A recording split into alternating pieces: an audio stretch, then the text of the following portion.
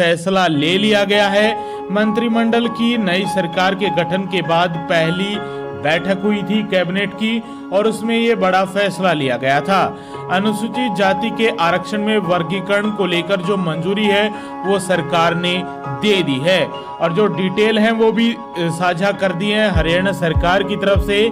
बता दें कि हरियाणा में नौकरियों में 20% आरक्षण में से 10% कोटा एससी की 36 वंचित जातियों को मिलेगा। हरियाणा में जो आरक्षण है एससी का वो 20% है।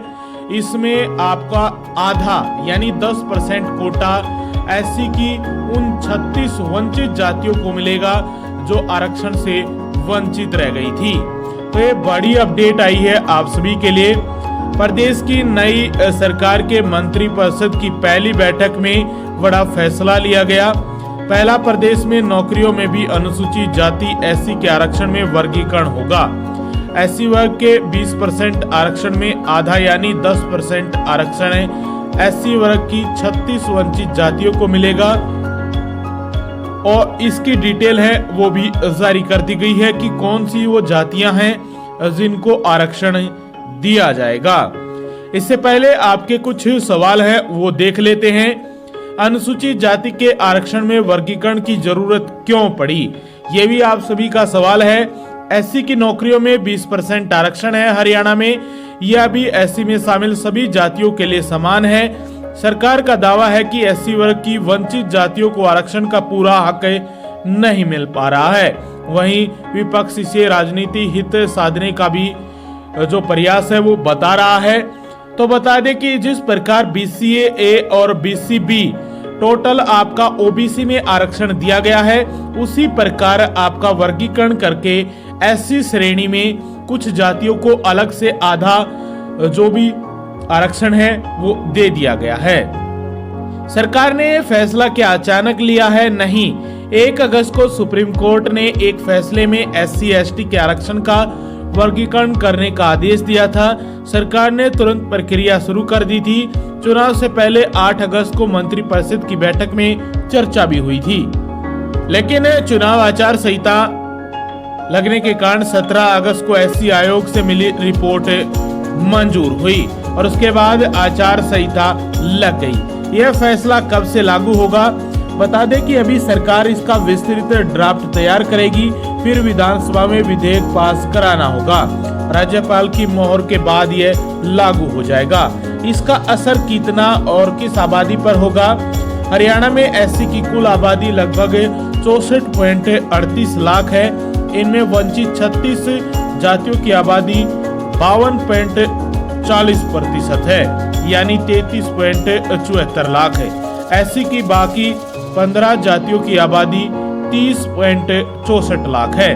प्रदेश में वंचित अनुसूचित जातियां कितनी है, जो डीएससी है वो कितनी है, इसको लेकर जो लिस्ट है वो जारी कर दी गई है। 36 वंचित अनुसूचित जातियां हैं हरियाणा में।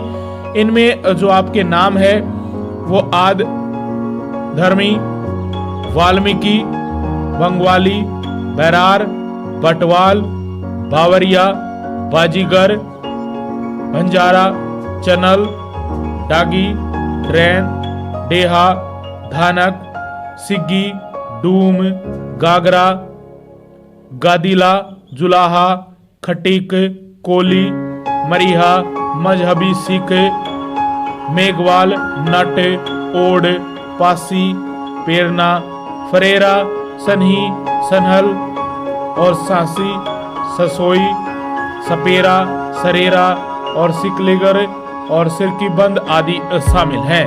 इसके साथ अन्य अनुसूचित जाति जो ओएससी कितनी है, इनमें जटिया, रेहगर, रेगर, रामदासी, रविदासी, बलाही, बटोई, भटोई, भांबी और रोहिदास, जाटव, जाटवा, मोची और रामदासिया आदि शामिल है। शिक्षा या किसी अन्य सुविधाओं में भी एससी आरक्षण का वर्गीकरण किया गया है। हाँ, 2020 में हायर एजुकेशन विभाग ने शैक्षणिक दाखिलों में SC आरक्षण में वर्गीकरण लागू किया था। इसमें 20% आरक्षित सीटों में आधी सीटें इन वंचित जातियों के लिए तय कर दी गई थी। तब नौकरियों में आरक्षण का वर्गीकरण नहीं किया गया था। आरक्षण में वर्गीकरण के पहले भी प्रयास हुए हैं। हाँ, प्रदेश में साल 1994 में भी SC के आरक्षण में वर्गीकरण किया गया था। मामला पंजाब और हरियाणा हाईकोर्ट में पहुंचा और 2006 में वर्गीकरण को खत्म कर दिया गया। बाद में मामला सुप्रीम कोर्ट पहुंचा। सुप्रीम कोर्ट ने फिर से SC में जातियों का वर्गीकरण का आरक्षण व्यवस्था के आदेश दिए थे। तो ये बड़ी अपडेट आई है। ये जो 36 जातियां हमने आप लोगों को बताई हैं, इनको 10% आरक्षण मिलेगा। जो 20% आरक्षण है नौकरियों में, अब इनको 10% आरक्षण मिलेगा और बाकी बची जो जातियां हैं उनको अलग से 10% रहेगा। उनका जो SC का कुल जो परसेंटेज है वो 20% है आरक्षण, 10% इन 36 जातियों को मिलेगा और 10% जो बाकी बची जातियां हैं यानी OSC हैं और ये जो DSC हैं, इन सभी को अलग अलग जो आरक्षण है वो दिया जाएगा।